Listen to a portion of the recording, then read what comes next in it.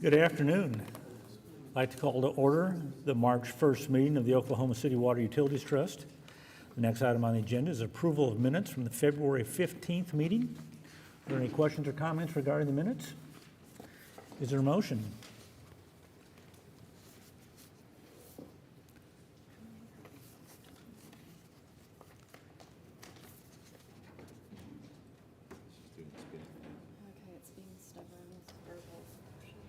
Okay, we have a motion and a second. Motion. Everybody, all in favor, indicate by saying aye. Aye. Opposed, the same sign. The motion carries. The next item on the agenda is the consent docket. There's 8 items. There's contract extensions, some professional services, a construction contract, a permit with ODEQ, and a couple of other things. Are there any items on the consent docket that the trustees would like to pull out for individual consideration? Is there a motion to approve the consent docket? So moved. We have a motion and a second. All in favor indicate by saying aye. Aye. Opposed, the same sign. The motion carries. The next item on the agenda is a concurrence item.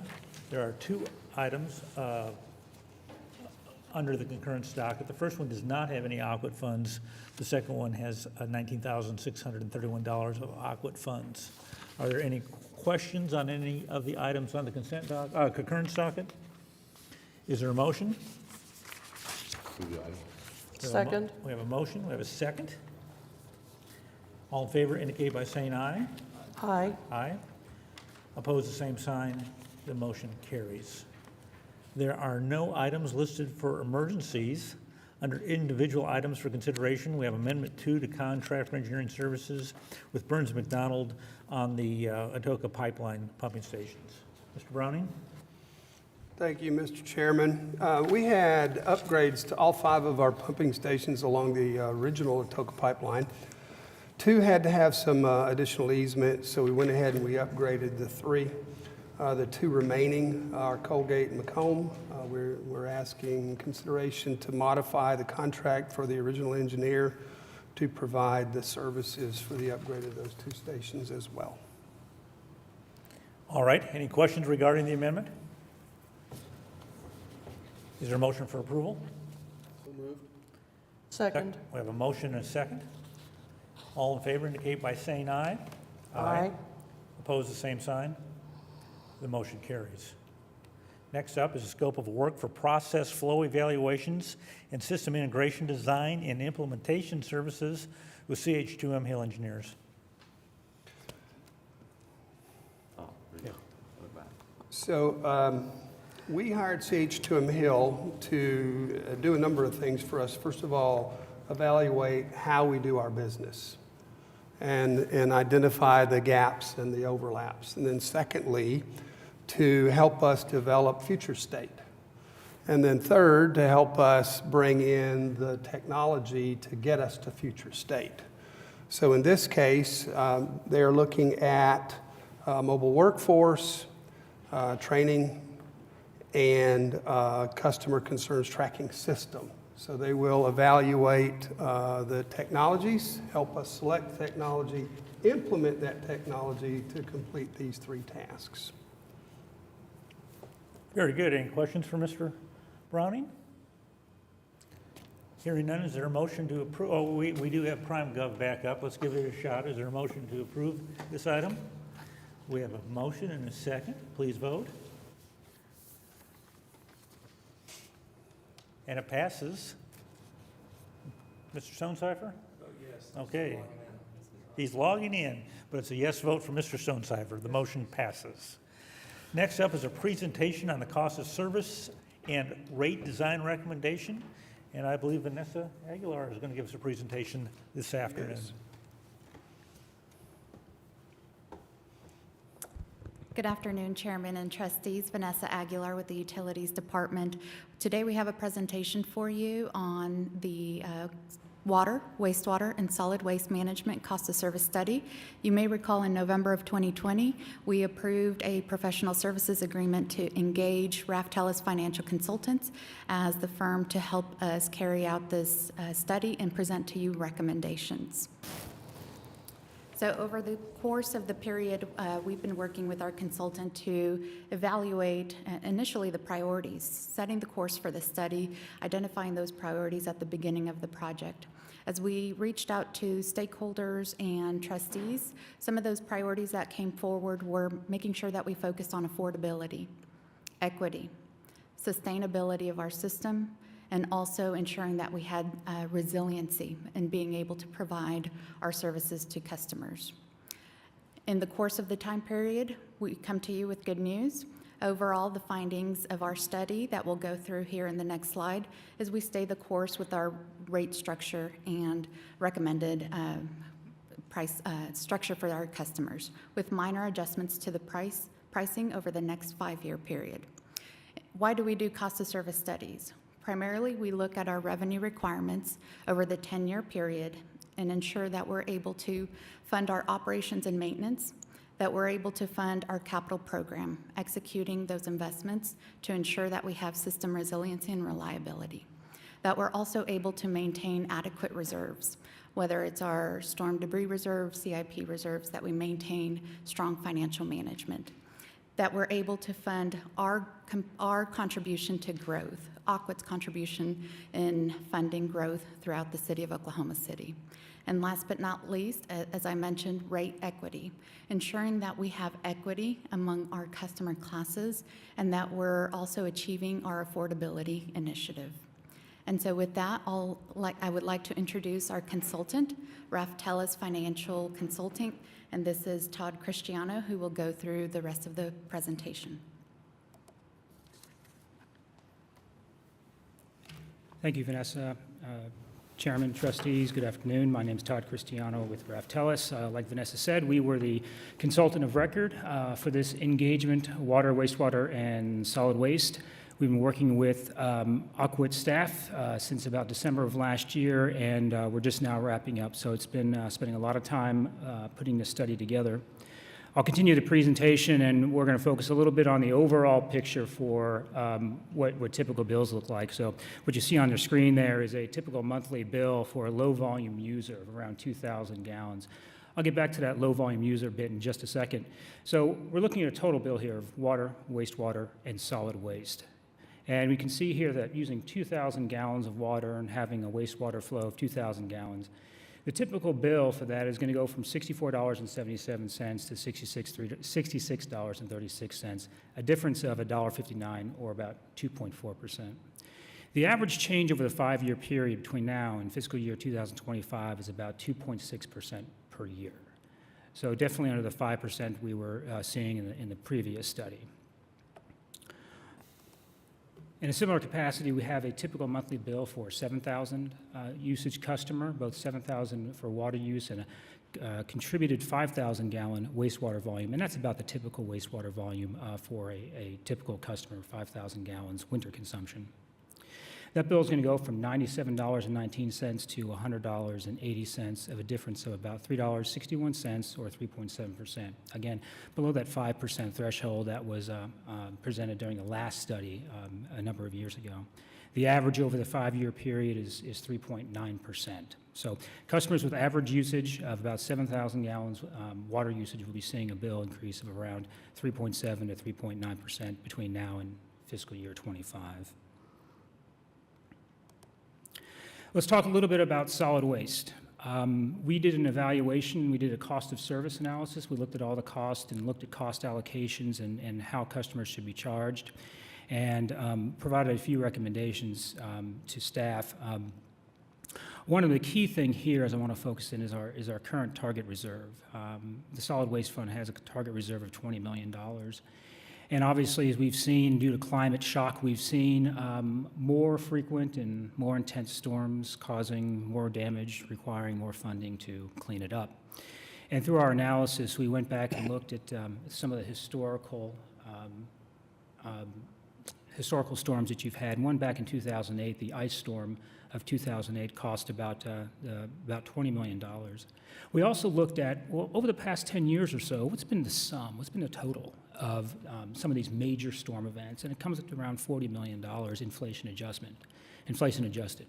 So our recommendation was to develop strive to meet a $45 million reserve, and the reasoning behind that is that as these storms become more frequent, more intense, and more costly just due to inflation and cleaning up, that we might have multiple storms at one period in time, and rather than deplete all of our reserves and have to look to the ratepayers to build that up immediately, we have an ample reserve target in which we can draw down, especially if we're looking for FEMA or state funds. We know that the FEMA replacement or FEMA reimbursements don't happen overnight. They do take some time, so we'll have to use some reserves to kind of carry that cost until it's reimbursed. So we're recommending a $45 million reserve, and we're building that over time. You can see that dotted line, and those bars are going up each year. That just represents inflation over the study period. So moving on to some rate recommendations. We also looked at the rates, how customers are charged. And overall, again, the message here is that we're looking at inflationary, somewhat lower than inflationary increases now, of about 3% per year. For that's 2 blue carts and 1 green cart for residential. And we're also seeing the additional cart charge increase beginning in fiscal year 23 by 16 cents. We're kind of phasing that in, that cost of service in over time. I know there was a movement to get full containerization, and that's happening now, and you're going to start assessing for that 3rd container now for customers in fiscal year 23. The last adjustment was in 2019, and so we've added to that with our revenue adjustments between fiscal year 22 to 26 here. We want to reassess the cost service in fiscal year 25. One thing we also did look at was the flow fee, and that's the cost to commercial haulers for landfill tonnage at the landfill. That goes to pay for street sweeping, illegal dumping, environmental regulations, and whatnot.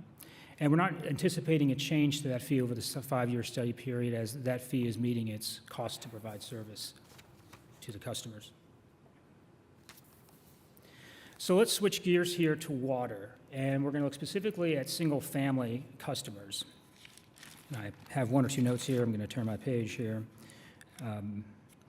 So we have some insights for you on the single-family residential customers, obviously one of your biggest classes you have, that some of the challenges we had with some of the challenges we're seeing with the residential customers is continued conservation, balancing that affordability, and also recovering cost equity between low volume and high volume users. It's a balancing act. You can't have everything. You have to find that good balancing act. So we went back and looked at how can we adjust that. Well, one of the things we can do is adjust the tiers, the 4-tiered rate structure the city has for residential. As you use more, you pay more. And now the volume rate component is just one of 2 components. Remember, we have the monthly base charge, and then we have the volumetric charge. So right now, we're just talking about the volumetric rates. So we wanted to right-size the tiers, and I'll talk a little bit in a moment. And the result is, we are improving our conservation message, or sending a stronger price signal to encourage the wise use of water, while recovering those peaking costs and those higher tiers. And those peaking costs are those costs for those high-demand customers who are placing the extra stress on the system for their higher water demands. But it also allows us to maintain the affordability component in the volumetric rate, meaning that the tier 1, or the lowest tier, is charged at the lowest possible rate. So that's the balance we were looking for. And so the result here is we get the rate equity between the affordability of the low-volume customers, the peaking customers, and also encouraging the wise use of water, and encouraging customers to adjust their water use continue to adjust their water use habits. Now, they've been doing that since the previous study when this 4-tiered rate structure was adopted. It doesn't happen overnight. It takes time. So we're probably going to hopefully see a transition or a continued water use reduction over time, slight reduction over time, just as people begin to change their water use habits. One other item we changed to increase equity, but also address affordability, was the meter size. The base meter size. Every customer receives a a monthly service charge or monthly base charge based on their meter size. Now, talking specifically about single family, a majority of our customers are 5/8-inch meter customers. And what we found during our analysis is that the larger meter sizes, based on the way these prices are listed here, was that the smaller meter sizes were kind of subsidizing the larger meter sizes. So we have this bucket of money that we need to recover from the base charge. And we found that, well, the smaller meter sizes are subsidizing the larger meter sizes. So through our cost of service analysis and our cost analysis, we were able to rebalance that a little bit, still recover the same amount of money that we need to recover from the base charge.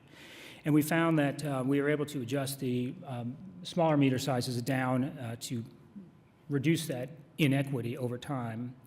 And so you can see here we've got our existing and proposed meter charges, and we'll transition those over a 5-year period. Now, these base charges, again, apply to everyone. Multifamily, commercial, or non-residential. Single family basically has 5/8-inch meters, but so we'll be transitioning that over time. But let me come back to this. With single family, we've decided to hold the base charge at the current levels through the study period. Again, that is to enhance the affordability message to customers. So now, when we talk about the affordability, we have this lowest volumetric rate, 0 to 2,000 gallons, and we have this base charge, we're retaining it, the current base charge. So it further helps with the addressing the affordability issue for those low volume users. And plus, they're not peaking on the system, so they shouldn't incur those higher peaking related costs. So we'll come back to single family, some examples here in just a moment. Let's look at multifamily. We had an interesting analysis with multifamily. Currently, they're part of the non-residential class. So when I say multifamily, part of non-residential, that means that if you're a restaurant or a Chick-fil-A or Taco Bell or an office building, non-resident or multifamily is part of that class. But you know what? We noticed that multifamily customers tend to have slightly different water demands than many of the commercial type customers, like the ones I mentioned. So we decided to pull those out as a separate class, and these are for fourplex and more. We decided to pull those out and look at their demand analysis and say, well, do they truly have different demand patterns? And they do. They're slightly lower. So what that means for the water side is that we're seeing a little bit lower rate, volumetric rate, than what we'd see on the non-residential side. I have a slide later that compares multifamily versus proposed non-residential, and I'll compare those two later. But so what we were able to do is create this separate multifamily class, and again, gets to equity, meaning that we are creating this new class to represent the demands that are placing on the system, getting that class cost of service equity. There's not this subsidy, and again, meeting the affordability concept as well. That's on water. On wastewater, we have kind of the flip here. We also recognized on wastewater that there were some additional costs due to fats, oil, and grease that were not being captured. And through an analysis, it was determined that multifamily customers are contributing to the fats, oil, and grease issue, and it obviously caused more operating expenses to clean that out and repair mains and that sort of thing.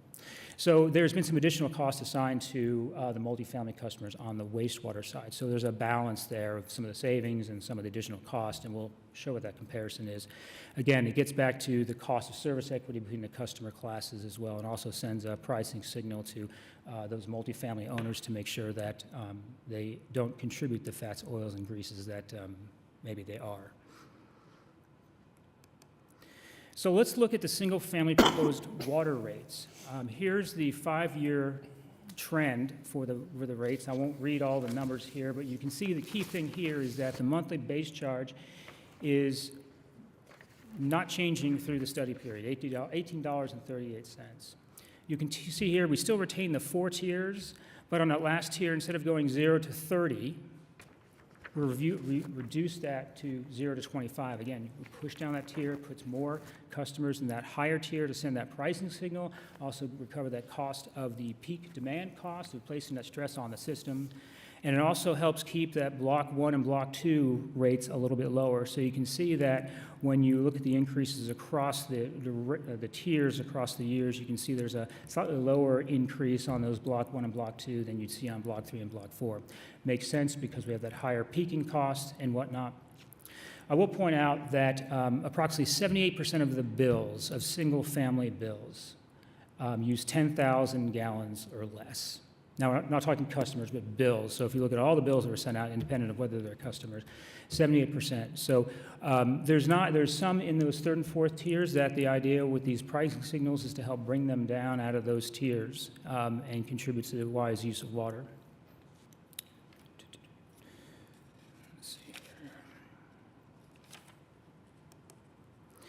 Let's look at the single-family proposed wastewater rates. Nothing too shocking here. We have the increase. We have the 5/8-inch meter increase. It's going from 714 to 1046. We have a volumetric rates based on the average winter consumption of the single-family customer, and it's going from $4.79 per thousand all the way to $5.24 over the 5-year period. Okay, let's look at the non-residential water rates to the multifamily rates. So I was talking earlier about how we pulled out multifamily as a separate class. Now we can see, well, what happens to the rates when we do that?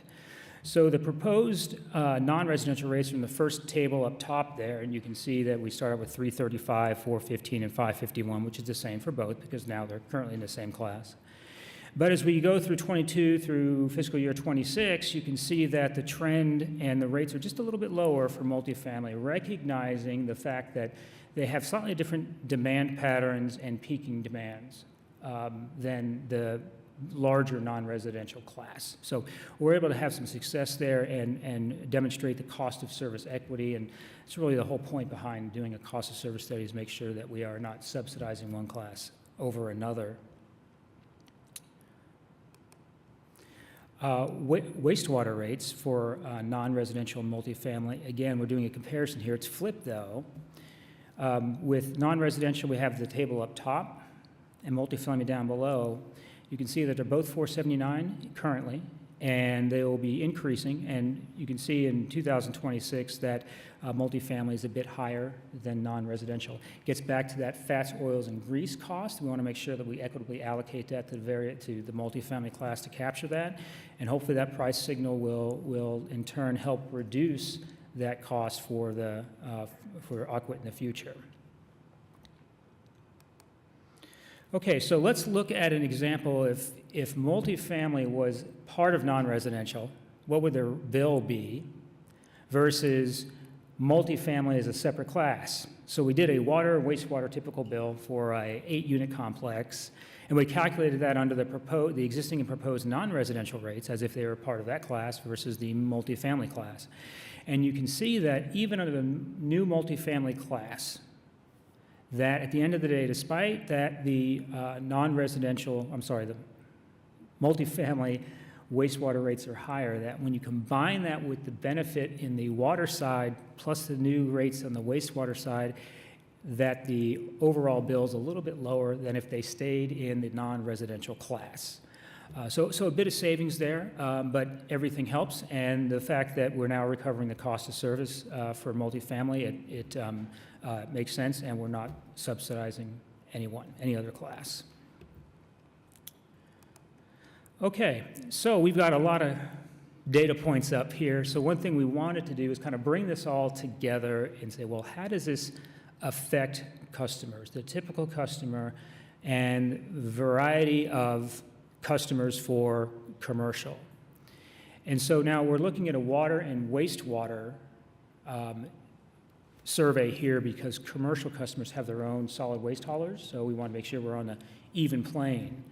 So that's why there's those NAs there under the non-residential folks.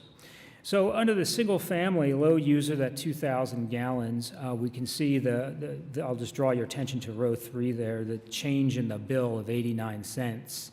And this is just water and wastewater, not solid waste.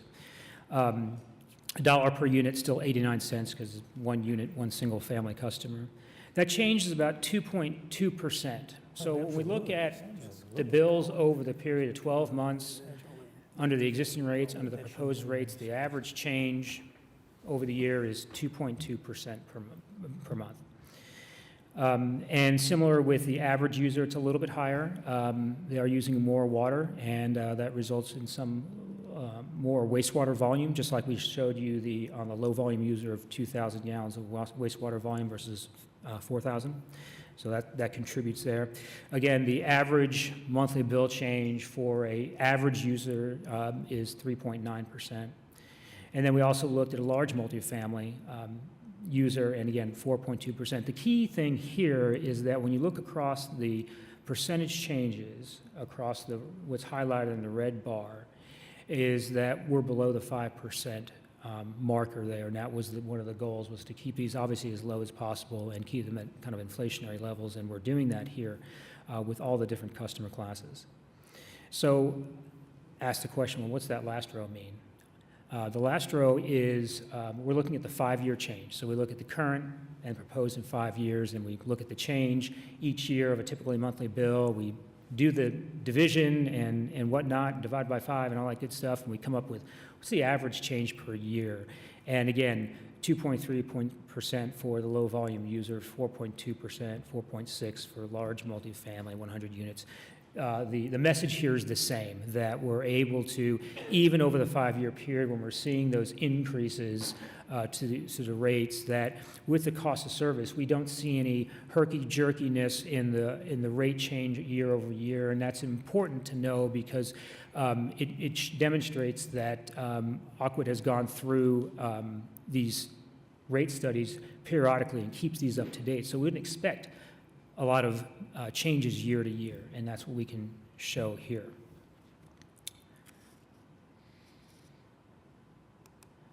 Okay, so let's see how Oklahoma City fares with other communities. And this is obviously an important survey, but as you know, there's a lot of caveats associated with this. So what we did is we did a survey of just water, wastewater, not solid waste. We left that out. We did a survey of obviously local communities you can see here all around the state, Tulsa, Edmond, whatnot. And with our existing and proposed single-family rates there at 7,000 gallons, 5,000 gallons wastewater contributed volume, we jump up a little bit, but we're a little above the average. But let's put this in perspective. We don't know exactly how the source of supply of these other communities, are they all wells, are they surface water, combination of both, are they buying wholesale water? Do they have a reliable well source in the future? Are they having to shut these down from arsenic and that sort of thing? We don't know whether they've been maintaining their repair and replacement program, unlike OCWUT, which has been doing a good job of over the years. There's a whole host of things. We don't know when these rates were last adopted. They may have been in place for 10 years. We're not sure. And we don't know whether they have a rate increase coming up in the future. So just a few caveats, but all else being equal, Oklahoma City looks favorable in comparison to a lot of these other communities, and you're doing so many good things in terms of maintaining the system and being proactive with the system, especially with your relationship with wholesale customers, that this position is a good one to be in. Okay.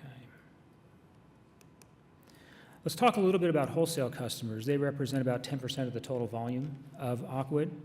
They're a very important part of the utility family here, if you will.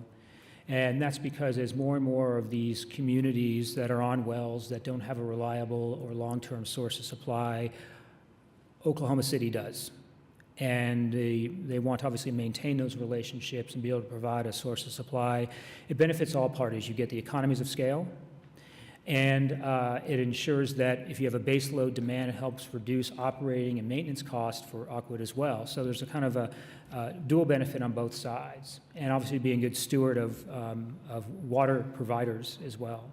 So again, we did our analysis, looked at the wholesale costs and the expenditures, revenues we're getting, looked at the rate structure, the service availability charge rate structure, and when it's all said and done, we have a rate adjustments of around 5%. Now, it obviously varies by wholesale customer based on their service reliability charge and that sort of thing and what they're taking exactly. But overall, the change is around 5%.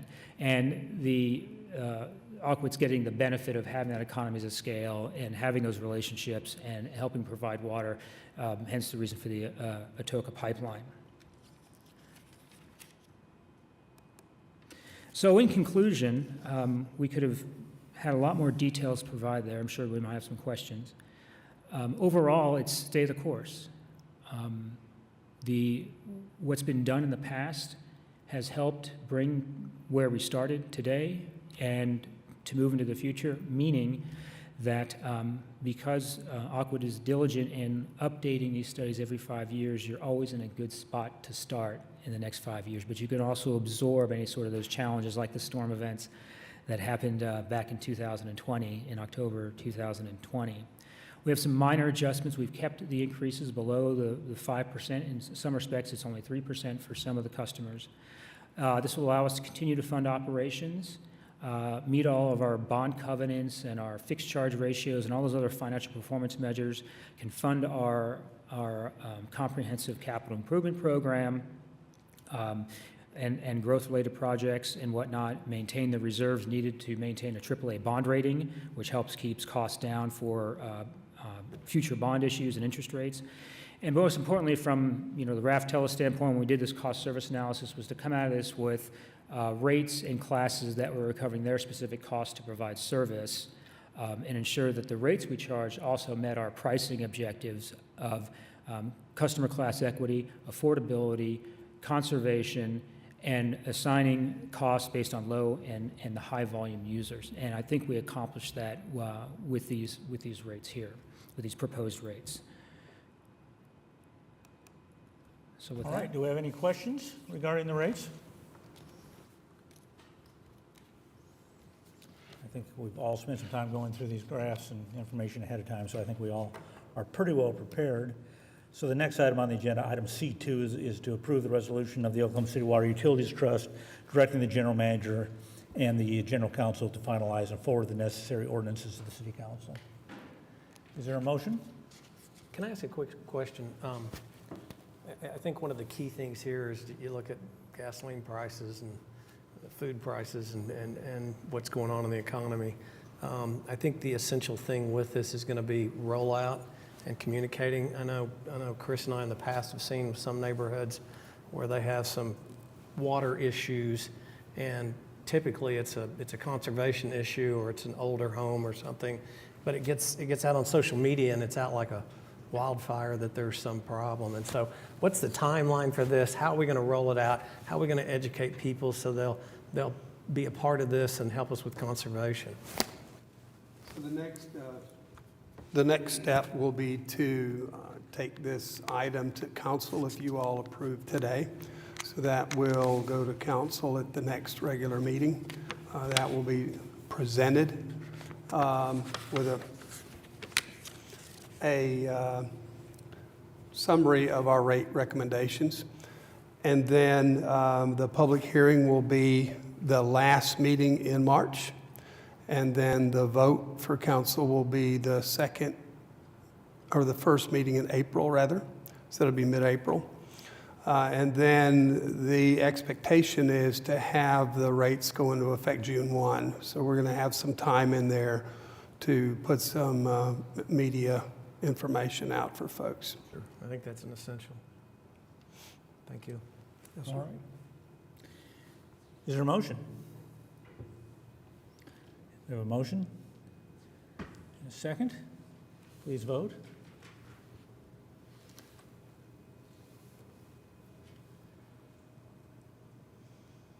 And it's approved unanimously. Thank you. I really think we did a good job, or we, the staff and consultants, did a good job of taking a lot of factors into consideration and keeping a moderate rate that will provide equity and a reasonable cost to our citizens, yet providing OCWUT the revenue they need for operations and for the future capital plan. Items from trustees, is there any? I just want to compliment everyone on the great job we're doing water here. We had family in from Tennessee, and they commented on the quality of our water here. Excellent. Excellent. Thank you for sharing that. General Manager? Mr. Chairman, I have nothing to add at this time. All right. I'm not aware of any citizens to be heard, therefore, we are adjourned.